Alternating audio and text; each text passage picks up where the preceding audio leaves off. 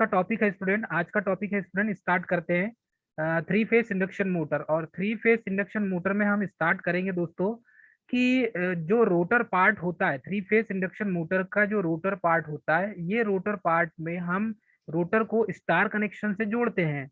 Rotor part किस type से होता है? स्टार कनेक्शन किया हुआ रहता है। तो स्टार कनेक्शन जब रोटर पार्ट को करते हैं दोस्तों, तो यहाँ पर देखते हैं कि इसमें करेंट, वोल्टेज और रिएक्टेंस, तो रोटर की जो फ्रीक्वेंसी होगी और उसकी जो करंट होगी दोस्तों, और उसमें रोटर का जो ईएमएफ होगा, रोटर का जो रिएक्टेंस होगा, वो क्या होगा स्टार्टिंग की कंडीशन में, किन चीजों को हम ध्यान में रखेंगे। क्योंकि जब मोटर को स्टार्ट करते हैं दोस्तों, तो इनमें कुछ ना कुछ इफेक्ट जरूर पैदा होता है। तो वही जो इफेक्ट उत्पन्न होगा उसके बारे में हम जानेंगे इसमें।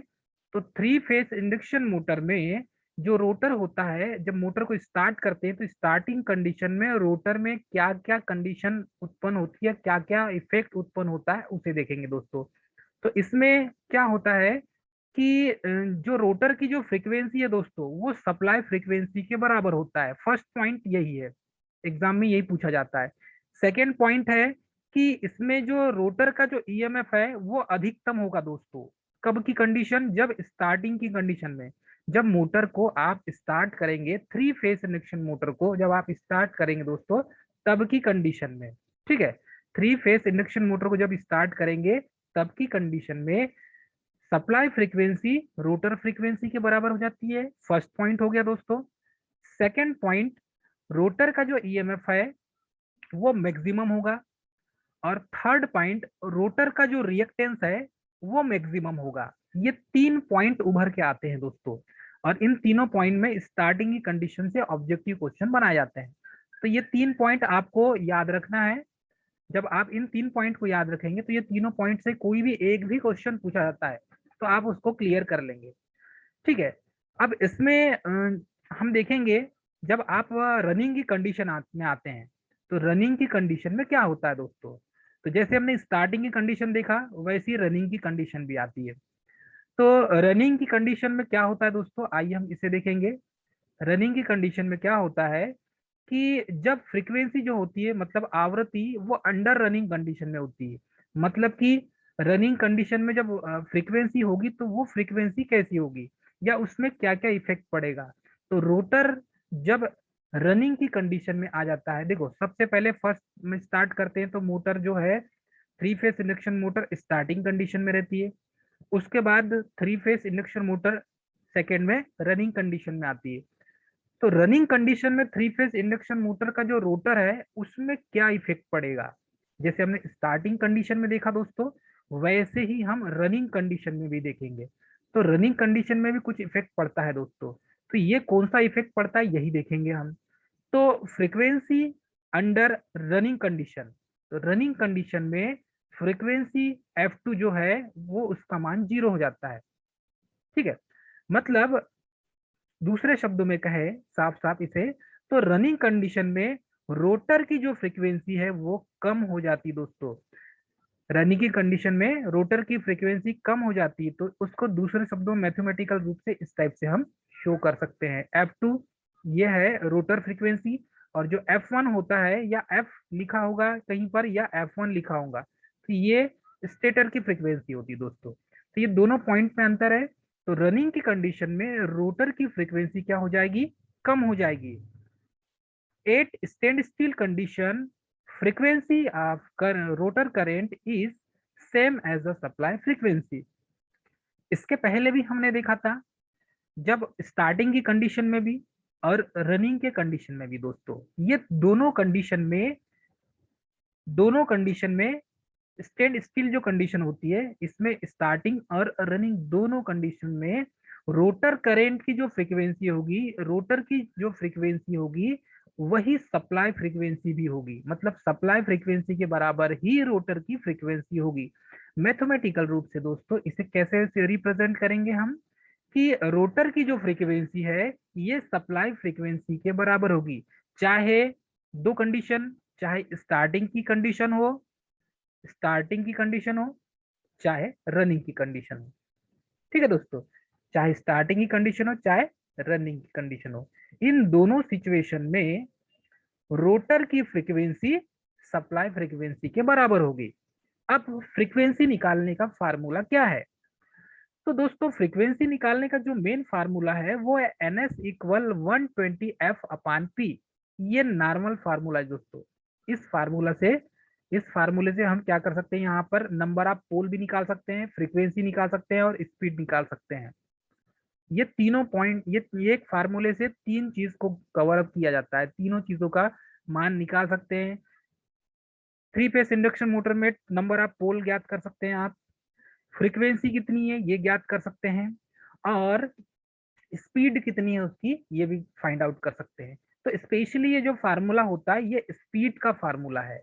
Speed n s equal 120f/p। इस फार्मूले से हम इसका मान निकाल सकते हैं दोस्तों। चलिए आगे देखेंगे हम, कुछ पॉइंट आगे भी और दिए हुए हैं। इन पॉइंट में देखेंगे तो यदि इसका कैलकुलेशन करें, when the rotor revolving जो है, then the frequency depend upon the relative speed of slip speed. अब ये स्लिप स्पीड और रोटर स्पीड, इन दोनों के बीच में कंपैरिजन देखेंगे दोस्तों। हम कंपैरिजन करें तो इन दोनों के बीच में क्या निकलता है। तो ये कुछ पॉइंट है दोस्तों, इसको हमें याद भी रखना पड़ेगा, याद बिना याद किए कुछ होगा नहीं, कुछ चीजों को याद करना पड़ता है। ठीक है, इसे आपको याद करना ही पड़ेगा। इसमें क्या होता है, when the rotor revolving then the frequency depend upon the relative speed, और ये बोल सकते हैं स्लीप और स्पीड के बीच में क्या रिलेशन बनेगा, स्लीप और स्पीड के बीच में। अब देखिए दोस्तों, हमें माइंड में ये ध्यान में आ जाना चाहिए कि स्लीप का फार्मूला क्या था। और स्लीप का फार्मूला है दोस्तों, स्लीप एस का फार्मूला हमने देखा था n s minus n r. ये फार्मूला देखे थे दोस्तों हमने, n s minus n r. तो ये स्लिप एस का फार्मूला, अब ये जो है किस रिलेशन किस किस के बीच में है, स्लिप और स्पीड के बीच में। तो स्पीड को एन एस शो करते हैं और स्लिप को एस से शो करते हैं, इन दोनों के बीच में रिलेशन है। अब देखिए इस फार्मूले में ये जो फार्मूला है s equal n s minus n r है। तो यहाँ पर देखिए दोस्तों n s minus n r हमने रख दिए, ये किसके लिए, ये टोटल मान किसका है, एस का मान है, इसका बराबर है ये एस, अर्थात स्लिप है इसके बराबर, ये एस का मान है दोस्तों। अब इस फार्मूले में मान रख दिए, जो फार्मूला दिखे थे हमने, फार्मूला क्या देखे थे, एन एस इक्वल 120f/p। ये फार्मूले में हमने इसके मान को रख दिया दोस्तों। चलिए इस फार्मूले में मान को जब रखेंगे तब क्या होता है, तो ये जो है F2 क्या है, ये रोटर की फ्रीक्वेंसी है, नंबर ऑफ पोल रोटर का, ठीक है, ये 120। तो जो फ्रीक्वेंसी का जो मान हमने इसमें पुट कर दिया, वैल्यू पुट कर दी, तो इक्वेशन फर्स्ट कौन सा बना, तो इक्वेशन फर्स्ट बना ये एन एस इक्वल 120f/p, ये फर्स्ट इक्वेशन है। और सेकेंड इक्वेशन बनेगा दोस्तों n s minus n r, ये माइनस स्टूडेंट, ठीक है, minus n are equal 120f/p। जब इन इक्वेशन को सॉल्व किया जाता है, इस इक्वेशन को सॉल्व करेंगे हम, तो एक नया फार्मूला उभर के आएगा। और ये जो फार्मूला होगा दोस्तों ये हो जाएगा, देखिए वैल्यू पुट करेंगे तो n s minus n r, ये हो जाएगा ऊपर वाला n s minus n r, ठीक है, उसका मान कितना है 120f/p। तो ये हो गया 120f/p। अपान में क्या है, अब उसमें फर्स्ट में देखेंगे तो ये एन एस है, तो ये एन एस इसके क्या हो जाएगा, हर में चला गया स्टूडेंट, और सेम 120f/p। तो देखिए यहाँ पर 120 से 120 कैंसिल हो गया, पी से पी कैंसिल हो गया दोस्तों, लेकिन F2 और यहाँ पर F दिया हुआ है, तो ये दो चीज बच जाएगी। तो यहाँ पर S इक्वल हो जाएगा F2 अपान F हो जाएगा, इतना बच जाएगा दोस्तों। इस इक्वेशन से यही सॉल्व होगा, ठीक है। आगे बढ़ते हैं, हमने ऐसा क्यों किया, इसके पीछे क्या रीजन था, हमने इसके पीछे ऐसा क्या रीजन था, ऐसा हमने किया। तो यहाँ पर देखेंगे दोस्तों, यहाँ पर F2 इक्वल एस एफ के बराबर हो जाएगा। देखिए इसका कैलकुलेशन करें हम, आगे जब इसका कैलकुलेशन करेंगे तो इसका कैलकुलेशन हमें क्या मिलेगा, तो आगे इसका कैलकुलेशन करेंगे दोस्तों तो हमें क्या मिलेगा कि जो स्लिप एस है, ये है स्लिप, ये क्या है स्टूडेंट, ये स्लिप एस है। और F2 क्या है, ये रोटर की फ्रीक्वेंसी है। F2 क्या है दोस्तों, ये हो गया रोटर फ्रीक्वेंसी, रोटर फ्रीक्वेंसी, ये हो जाएगा रोटर फ्रीक्वेंसी दोस्तों। और उसके नीचे देखेंगे तो एफ दिया है, तो एफ क्या है, सप्लाई फ्रीक्वेंसी है दोस्तों, एफ क्या है, सप्लाई फ्रीक्वेंसी। तो ये रोटर फ्रीक्वेंसी स्लिप क्या हो गया। अब स्लिप का यदि मान कोई बताए या पूछे कोई, आप तो क्या बताएंगे, ये जो एफ है ये है सप्लाई फ्रीक्वेंसी, F2 क्या है, रोटर फ्रीक्वेंसी, और S क्या है, स्लिप। जब आपको रोटर फ्रीक्वेंसी निकालने के लिए बोलेगा, अब न्यूमेरिकल क्वेश्चन में, तो आप कौन सा फार्मूला लगाएंगे, F2 इक्वल इसका क्रॉस मल्टीप्लाई कर दीजिए, अर्थात तिर्यक गुणा कर दीजिए, इसके नीचे कुछ नहीं मतलब 1 है। तो आप इसको कनेक्ट कर सकते हैं। देखिए अब यहाँ पर जब आप चेक करेंगे तो क्या मिलेगा, ये हो जाएगा F2 equal S F, F2 equal S F. तो F क्या है, सप्लाई फ्रीक्वेंसी है, एस क्या है, स्लिप है। तो ये क्या हो जाएगा, दोनों इक्वल हो जाएंगे। रोटर में फ्लो फ्रीक्वेंसी सप्लाई फ्रीक्वेंसी के बराबर होता है। यही चीज को हमने न्यूमेरिकल क्वेश्चन से यहाँ सॉल्व किए, और इसका पॉइंट को हमने इसके पहले ही बताए थे अंडर रनिंग कंडीशन में और स्टार्टिंग कंडीशन में, कि जो रोटर फ्रीक्वेंसी होती है दोस्तों, ये सप्लाई फ्रीक्वेंसी के बराबर होती है। तो उसी को हमने यहाँ पर इक्वेशन से सॉल्व करके पता लगाया कि वास्तविक में होता है कि नहीं होता। तो ये आपको सॉल्व करके मिल गया दोस्तों। अब यहाँ पर जो है स्लिप, स्लिप का जो मान है, स्लिप यानी होता है सर्कन, ये होता है 4%। ये क्या होता है, 4%। अब 4% यदि स्लिप का मान रखते हैं तो कैलकुलेशन करेंगे, हमारे इंडिया की फ्रीक्वेंसी कितनी है, 50 हर्ट्ज। तो 50 हर्ट्ज इंटू क्या करेंगे, 0.04 कैलकुलेशन करेंगे दोस्तों। तो मान कितना उभर के आएगा हमारे पास, ये स्लिप एस का मान आएगा 2 हर्ट्ज। कितना निकलेगा, 2 हर्ट्ज। कैलकुलेशन करेंगे तो 2 हर्ट्ज आ जाएगा, क्योंकि ये दशमलव का क्या मान लेंगे आप, ये दशमलव का 1 मान लेंगे और ये 2 शून्य लगा देंगे। ठीक है, तो ये 100 और ये 50, तो ये 2 बार चले जाएगा, और ये 2 से कितने बार चल जाएगा, ये 2 बार, 4 2 बार चल जाएगा, इसीलिए 2 हर्ट्ज। मतलब कि स्लिप एस का मान क्या होता है, 2 हर्ट्ज बचता है जब स्लिप का मान 4% दिया हो।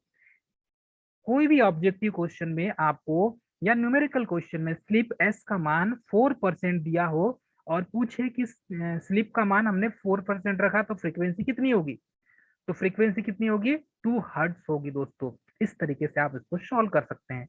चलिए आगे देखेंगे हम, आगे दूसरे तरीके से, यदि स्लिप का मान 2% रखा जाए तो क्या होगा। तो जब बेटा स्लिप का मान 2% रखेंगे तब इसका मान कितना उभर के आता है, तो इसमें देखिए वही कैलकुलेशन करेंगे उसी तरीके से। तो स्लिप का मान यदि 2% रखेंगे तो फ्रीक्वेंसी जो है वो कितने बन के आएगी, फ्रीक्वेंसी 1 हर्ट्ज बन के आएगी। सेम कैलकुलेशन होगा, 50 हर्ट्ज हमारे इंडिया की फ्रीक्वेंसी है। ठीक है, तो ये एस जो है कितना आ गया, 1 हर्ट्ज आ गया। चलिए ये तो हुआ कुछ पॉइंट। अब यदि इसके कुछ पॉइंट को हम देखा जाए, जैसे slip of the rotor magnetic field due to the current of slip frequency. तो हमें मालूम है रोटर की जो फ्रीक्वेंसी होती है वो सप्लाई फ्रीक्वेंसी के बराबर होती है, लेकिन उसके इनटू में कौन होता है, स्लिप होता है। ठीक है दोस्तों, अब यदि इसको हम कैलकुलेशन करते हैं तो ये न्यूमेरिकल तरीके से हमने इसका कैलकुलेशन तो कर लिया है। तो क्या होता है, स्पीड ऑफ रोटर फील्ड जो होता है, मतलब कि ये बोल सकते हैं कि सप्लाई फ्रीक्वेंसी का जो मान है और रनिंग कंडीशन और स्टार्टिंग कंडीशन में ये रोटर फ्रीक्वेंसी के बराबर होता है। जब ये रोटर फ्रीक्वेंसी के बराबर होता है तो इसके पीछे कुछ ना कुछ तो रीजन होगा। अब ये रीजन क्या होगा दोस्तों, इसको देखते हैं। तो speed of rotor field in space, तो स्पीड देखेंगे, स्पीड कैसे इसमें मेंटेन की जाएगी। चलिए आगे बढ़ते हैं, आगे बढ़ते हैं। तो speed of rotor field in space, rotor की फील्ड का जो स्पेस होगा वो भी डिपेंड करता है। अब ये कैसे डिपेंड करता है, तो इसको न्यूमेरिकल तरीके से हम समझेंगे। चलिए हमें मालूम है एक फार्मूला बन के उभर आता है, और ये है speed of rotor field in space. Space मतलब होता है गैप। तो ऐसा गैप जब रोटर का जो मैग्नेटिक फील्ड है और रोटर के बीच में जो मैग्नेटिक फील्ड बन रहा है, इन दोनों के बीच में, स्टेटर रोटर के बीच में एक गैप क्रिएट होता है। और हमें मालूम है इन दोनों के बीच में गैप कम होना चाहिए, ज्यादा नहीं होना चाहिए। मैंने स्टार्टिंग में ही बताया है आपको कि स्टेटर वाइंडिंग और रोटर वाइंडिंग के बीच में जो गैप बनेगा वो कम से कम होना चाहिए। ठीक है, ज्यादा नहीं होना चाहिए। ठीक है स्टूडेंट। और मैंने स्लिप स्पीड का जो आपको मैंने मान बताया था, 2 मतलब 4% इसका जब नो लोड की कंडीशन में होगा, 3 से 4% स्लिप का मान, और पावर फैक्टर का मान 0.2 लेगिंग मैंने बताया था आपको स्टूडेंट। आई होप आपको याद होगा। ठीक है। तो यहाँ पर जब आप कैलकुलेशन करते हैं तो एनएस का मान आप कैसे निकालेंगे?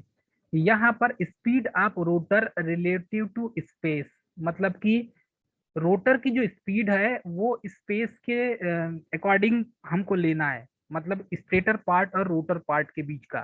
तो जब इसको मैथमेटिकल रूप से देखते हैं दोस्तों हम, या मैथमेटिकल रूप से इसको सॉल्व करते हैं, तो यहाँ पर क्या उभर के आता है कि ये एस इंटू एन एस और ये हो गया एन आर।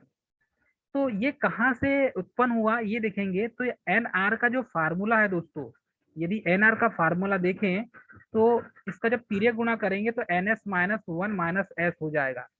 ये फार्मूला स्टूडेंट, ये फार्मूला भी उसी फार्मूले से निकला है। ठीक है। ये फार्मूला जो है ये कहाँ से निकला है इसके बारे में मैं बताऊंगा आपको। तो ये जो फार्मूला है ये फार्मूला निकला है स्लिप एस से। एस इक्वल क्या हो जाएगा, n s minus n r. इसी फार्मूले को जब हम तिर्यक गुणा करेंगे दोस्तों, तो इस टाइप से वैल्यू आपको इसी का तिर्यक गुणा करेंगे तो ये इस टाइप से आएगा। ठीक है, इस टाइप से आएगा ये। ठीक है। तो इस टाइप से इसके वैल्यू को निकाल सकते हैं आप।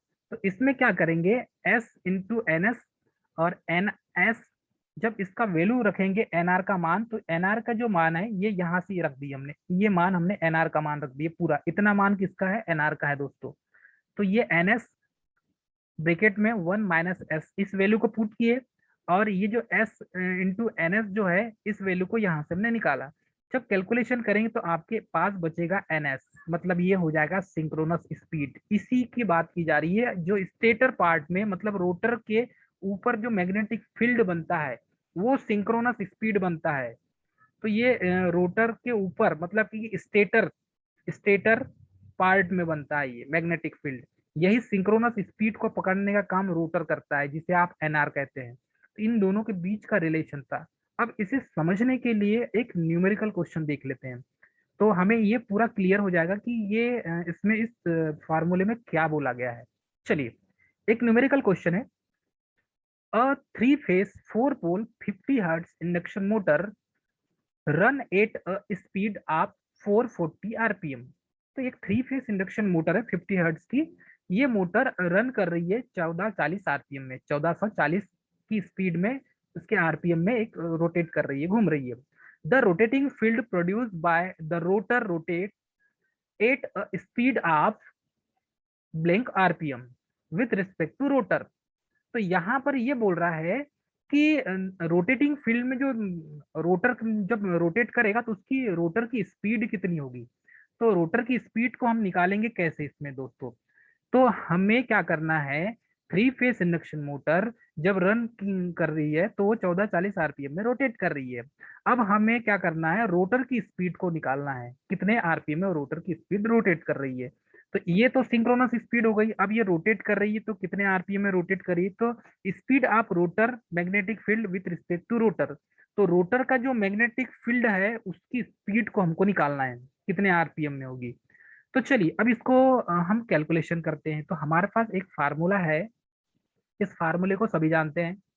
फार्मूला ये है एन एस इक्वल 120 f/p। ये फार्मूला है दोस्तों, इस फार्मूले में मान रखेंगे हम।